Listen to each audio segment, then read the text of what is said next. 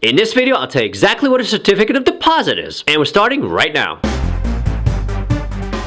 Hey guys, Elliot here. So what is a CD? No, I'm not talking about compact discs. Remember those? A CD refers to a certificate of deposit, which is a commonly used savings instrument, and they're offered by nearly every bank and credit union. CDs are not exactly bank accounts, but rather just sums of money you give to the bank for a predetermined length of time in exchange for earning interest. There is a catch, however, with CDs, and that is you generally cannot withdraw your deposit, in other words, cash in the CD prior to the maturity date without incurring penalties. By tying up your money, the bank is free to invest it without the risk of having to give it back on demand. However, they do owe you a higher interest rate for that inconvenience, and thus CDs pay some of the best interest rates around. They're usually even better than money market accounts and certainly much higher than a regular savings account. And just like bank accounts, CDs are also protected from loss of principal by the FDIC up to $250,000 per deposit. Let's go ahead and go over some of the details of CDs so you can understand if they're the right savings tool for you. First, a bit of fancy financial jargon. Certificates of deposit are technically referred to as bank promissory notes, which just means the bank promises to pay. They're also a form of time deposit, which just means there are time restrictions to withdrawing of funds. Finally, they're also fixed income securities in the sense that the interest rate is locked in when opening a CD and usually doesn't change during the term of the deposit. CDs often have a minimum cash requirement to open. This amount varies from bank to bank, though. $250 to $1,000 is the typical minimum. A CD under $100,000 is called a small CD, and anything over that amount is called a jumbo CD. CDs also have varied maturity dates, which is the length of time your money will be tied up. This varies from bank to bank, but 3-month, 6-month, 1-year, 3-year, and 5-year CDs are all common term lengths. As you may imagine, the interest rate offered varies with the term length, with the higher rates generally offered on the longer term CDs. As mentioned earlier, CDs come with early withdrawal penalties. You typically forfeit all or some of the interest earned if you want your money back early, so it's important to pick a term you can live with. So why put your money into CDs? They are a great place to park cash for a fixed amount of time and have both FDIC protection for the principal and usually an inflation-beating rate of return. They are a step up from money market accounts in terms of interest rate paid, provided you don't mind not having access to your money. If this is an issue, you always have the option to purchase CDs with shorter maturity dates, such as 3 or 6 months, at the expense of somewhat lower interest rates. So when should you not put cash into CDs? CDs are not a good idea if you're seeking growth investing for the long term. While CDs will usually beat inflation and give you a modest and safe return, they are not a good place to find a significant income stream. Needless to say, you should also avoid CDs if you will need your money just a few weeks after depositing it. Certificates of deposit do come in a few other flavors and versions aside from the basic traditional CD. The two you should know about are the no penalty CD that can be redeemed before maturity but at a cost of a lower initial interest rate, and the raise your rate CD, which will allow you to switch from a lower interest rate to a higher interest rate CD if the rate rises enough. Last but not least, it's worth mentioning the certificate of deposit ladder. This is simply a savings technique where you purchase numerous CDs at predetermined intervals but of similar maturity dates. They then mature at regular intervals, giving you more liquidity to access cash or the ability to reinvest at a higher interest rate in a rising rate environment. They resemble steps on a ladder, hence the name. So how do you open a CD? You can head to your local bank or credit union to purchase one, or more likely these days, do it all online. You will have to provide some basic personal information, and the bank will request you choose a term and the amount you're depositing. You then transfer deposit money, and that's pretty much it. When the term is up, you will see the appropriate interest payments added to your balance, and then you can either withdraw or reinvest the money. So what sort of rates are CDs paying out these days? Well, you can look that up online, and it really does change week to week, so any value I give you right now will not likely be accurate if you watch this video at a later date. The best rates are with the online banks, but compare carefully, taking note of the APY, the minimum deposits, and the term lengths before committing your money.